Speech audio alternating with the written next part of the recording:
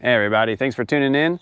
Behind me, 2006 Silverado, we're gonna be replacing the transmission shift solenoids. This is the 6.6 diesel coupled with the Allison transmission. Oh, let's crawl under, get started. So there are a couple of different pan options for this transmission. The procedure will be the same, but the internal filter will be different. We start by draining our fluid, 15 millimeter. Whew, got it. It's nice they have a drain plug. Fluid looks pretty good. I think they take care of this transmission pretty well. Just need some shift solenoids. All right, that's pretty good. We'll put our drain plug back in. Tighten this down. Now we can start pulling off our pan bolts, 13 millimeter. All right, last bolt. I got a longer catch pan under here just to help with drips. Hold on to the pan while that comes out. Oh, there it goes. Hold on to it. Get my catch pan in position and just down. Nice and easy. There we go. Now the pan still will have fluid in it, so just be careful as you lower it not to tilt it too much. We'll just let this drip underneath. We'll pull our pan out and we'll inspect for debris. All right, we'll just dump the rest of the fluid out. Just inspecting the bottom of the pan. There's a magnet. That'll collect some debris. They just want to make sure that it's just the solenoid that needs to be replaced and not the transmission going bad. And actually it looks really good. I don't see anything. Let's pull this magnet off. Let's pull our gasket off first. Now this is a reusable gasket. Kind of stuck on there. I don't want to damage it. There we go. But if it is leaking, then of course replace the gasket. But if it's sealing nice and tight, go ahead and reuse it. Okay, we'll pop out our magnet. Well, it doesn't look like it's removable, so let's just inspect the top of it. Yeah, just your normal sludge. No chunks of gears or clutches or anything in here, so I think we're good. We're just gonna wipe it out. Got an Amazon box. We'll just put our old towels in. Get the sides really good where the gasket goes. There, we just want to make sure the pan is 100% free of dirt. You can blow it out with some air, some brake clean, whatever you need. We just want it 100% clean. All right, I'll finish this up with some brake clean. Let's hop back under, take a look at our shift solenoids. All of our shift solenoids and pressure solenoids are on this back side. Easy to see. Looking at the manual, it shows you replacing these things with the valve body out of the vehicle. We're gonna see if we can do it in vehicle. That'll just be so much easier. But if needed, we'll go ahead and remove the valve body, but let's give this a shot first. Let's start by removing our filter. That'll help eliminate some of our drips. So our filter should just wiggle out.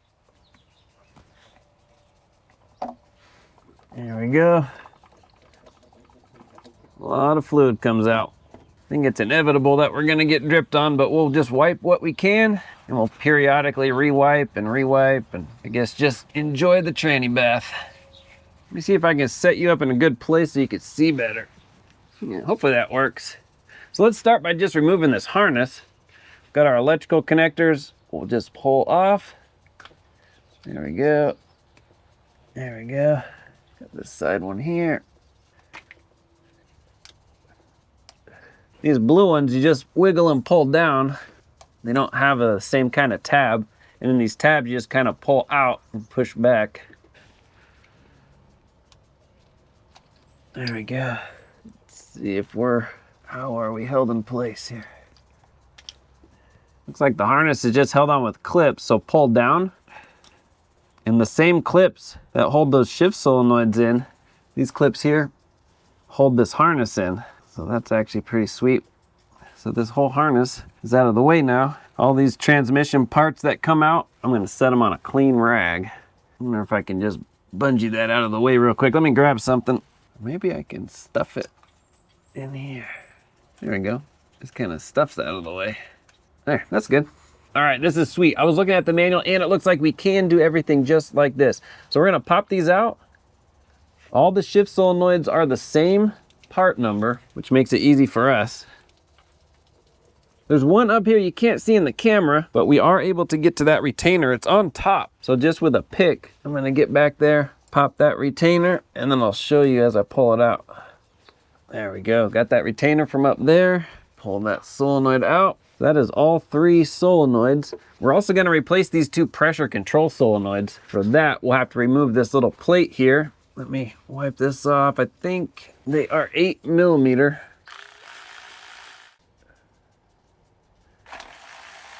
Okay, all 3 bolts are the same size. It's good to know. Let's see if this plate will wiggle down. Grab my pick. There we go.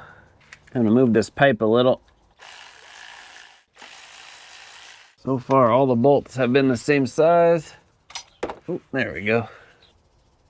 So there's 2 things to note on these pressure solenoids. If you are replacing them, there's a little rod that wants to fall out. It's not under spring pressure, but just by gravity, it wants to fall out. Make sure that that's in place. And then these pressure solenoids are different part numbers. The one on this outside ends in a 9.5, and the one on the inside ends in a 9.6. We're gonna put a little bit of transmission fluid on our seal or our O-ring. I wanna make sure that rod goes in, and then you'll feel it kind of sink in.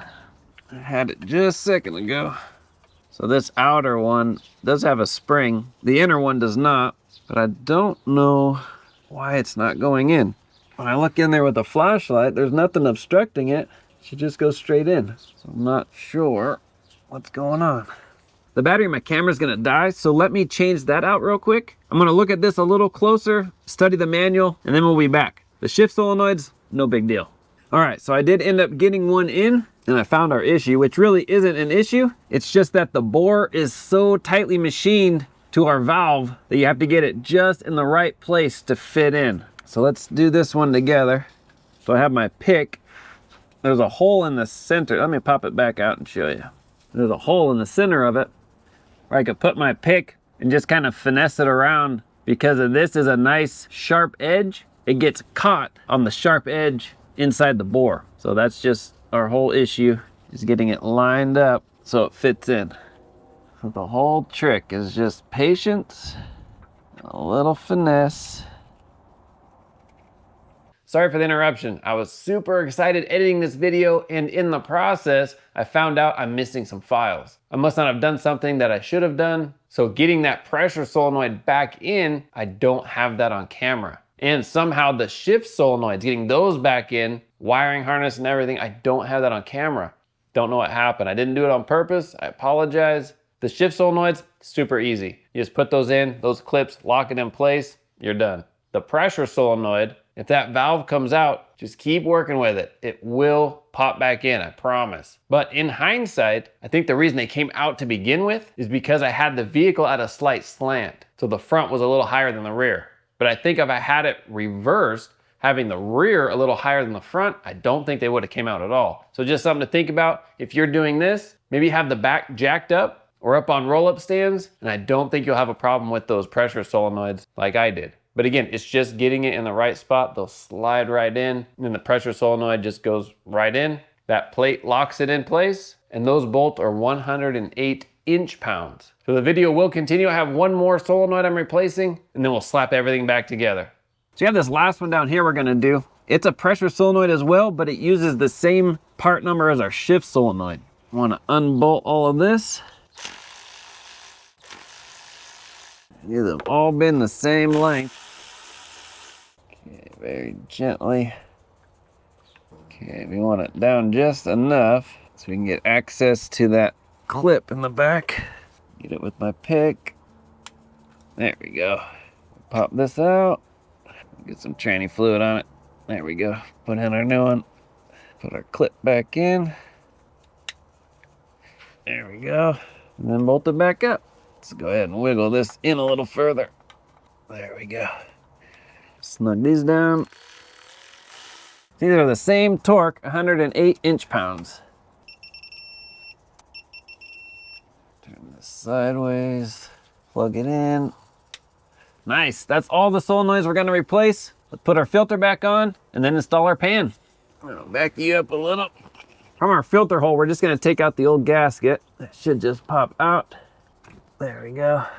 Just so we get the old gasket out. The new filter, we're gonna take some transmission fluid and just lube up that new gasket. We'll wiggle it in.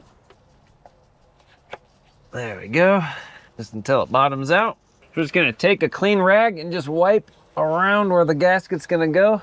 just to make sure it's 100% grit free. Now we're gonna reuse our old gasket, but we made sure it was wiped off nice and clean. Get a couple of bolts started. All right, we'll just throw the rest of them in. Now we'll snug them down. I don't have a torque spec on these pan bolts, so I'm just gonna go with 108 inch-pounds. All right, let's fill her up. Pull our dipstick out, put in our funnel. Now the manual said 7 quarts after a filter service, but depending on what pan size you have, maybe a little more, maybe a little less.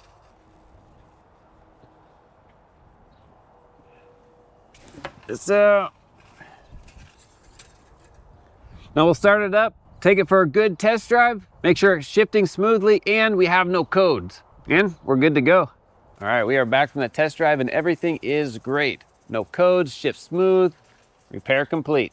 There is one solenoid we did not replace, and that was the torque converter clutch solenoid. You can still see it right there with all the other solenoids. Other than that, getting those other pressure solenoids back in can be a little challenge. You just gotta wiggle that little valve so it fits right in the bore and just finesse it, you'll get it. Or just go for the shift solenoids, leave the pressure solenoids alone. That's all up to you. Whatever you want to do. I'll have links in the description for all the parts and tools used. If you have any questions, comment, post down below. Hope your repair goes well. We'll see you on the next one. Oh, and in case you're wondering, we did replace that external filter as well. I didn't show it. See you later.